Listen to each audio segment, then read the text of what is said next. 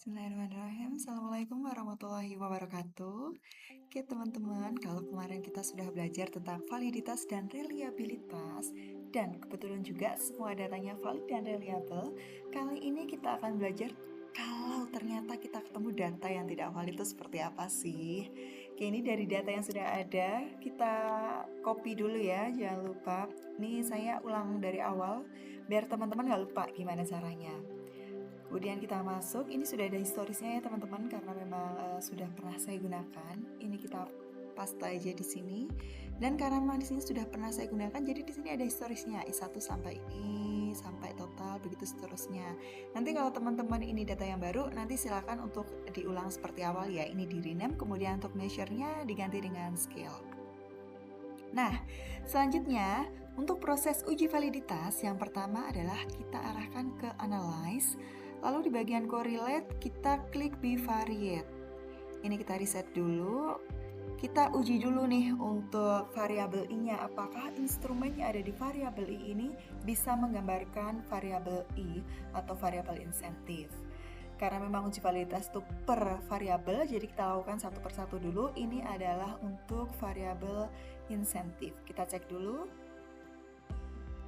Klik OK. Nah, di sini hasilnya. Kemarin kalau sudah saya jelaskan bagaimana cara melihat data tersebut valid atau tidak, dilihat dari nilai signifikansinya. Apabila nilai signifikansinya di bawah 0,05, karena menggunakan signifikansi 5%, maka dikatakan valid. Tidak valid jika nilai signifikansinya di sini di atas 0,05. Kita perhatikan dulu satu persatu. Ini valid.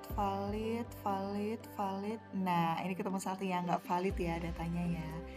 Selain menggunakan nilai signifikansi, cara yang kedua bisa melihat dengan nilai R-tabel. Ini kemarin belum sempat saya jelaskan, tapi kali ini akan saya jelaskan. R-tabel itu yang mana sih Bu? R-tabel itu yang ini teman-teman. Ini adalah nilai R-tabel. Nah, bagaimana untuk kriteria R-tabel itu? Kita lihat di validitas. Jadi, suatu data dikatakan valid apabila nilai R hitungnya itu di atas nilai R tabel.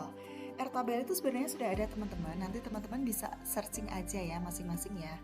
Karena di sini kita menggunakan R tabel. Ini R tabel itu artinya sudah data pasti ya. Kita tinggal bandingkan saja dari nilai R hitung tadi dengan R tabel. Nanti bisa teman-teman browsing tabel R gitu kan atau R tabel validitas. Kita sampelnya adalah 60. Maka dengan rumus ini DF-nya adalah N-2, maka kita ada di kolom 58. Dengan tingkat signifikansi 0,05. Itu karena kita menggunakan uji dua arah atau two-tail, maka kita melihatnya yang di sini 0,25. Nah, sekarang kita bandingkan dengan nilai R tabelnya ini apakah di atas 0,25 semua.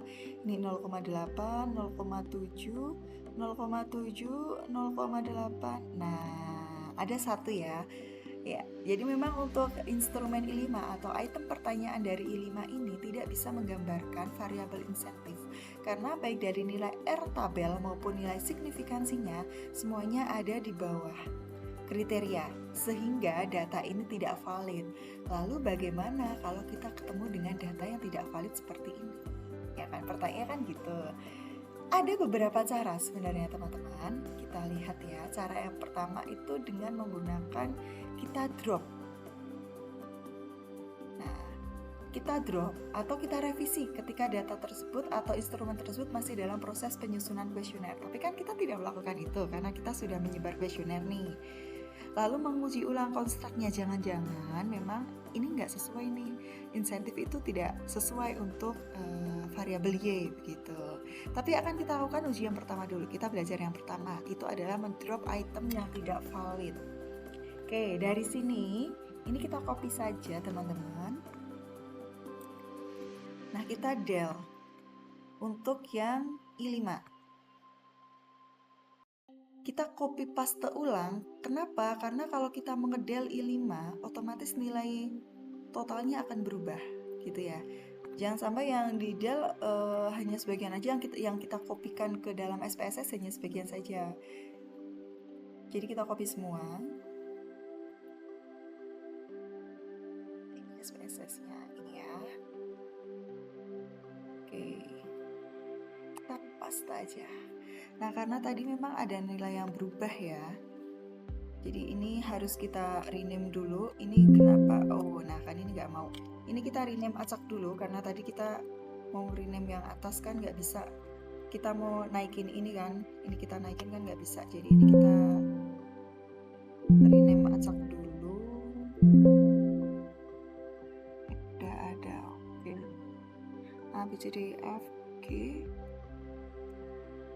H I K U G.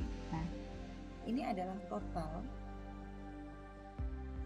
Kemudian ini adalah variabel gaya kepemimpinan 1, gaya kepemimpinan 2, GK 3, GK 4, GK 5. Oh, sorry, maaf teman-teman. Ini kan harusnya kita naikin di sini ya.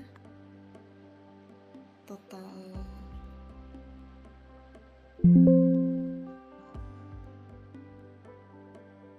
karena kan kita ini I-nya sudah hilang, total I-fix gitu ya, biar sebagai pembeda. Ini kita rename acak lagi, maaf saya lupa tadi ya, maafkan lupaan. Ini K, ini lalu J, ini V sudah ada belum? Ada, ini N. Oke, jadi ini kita rename total I. Karena tadi kan kita sudah mendelete ini ya untuk instrumen I5 ya.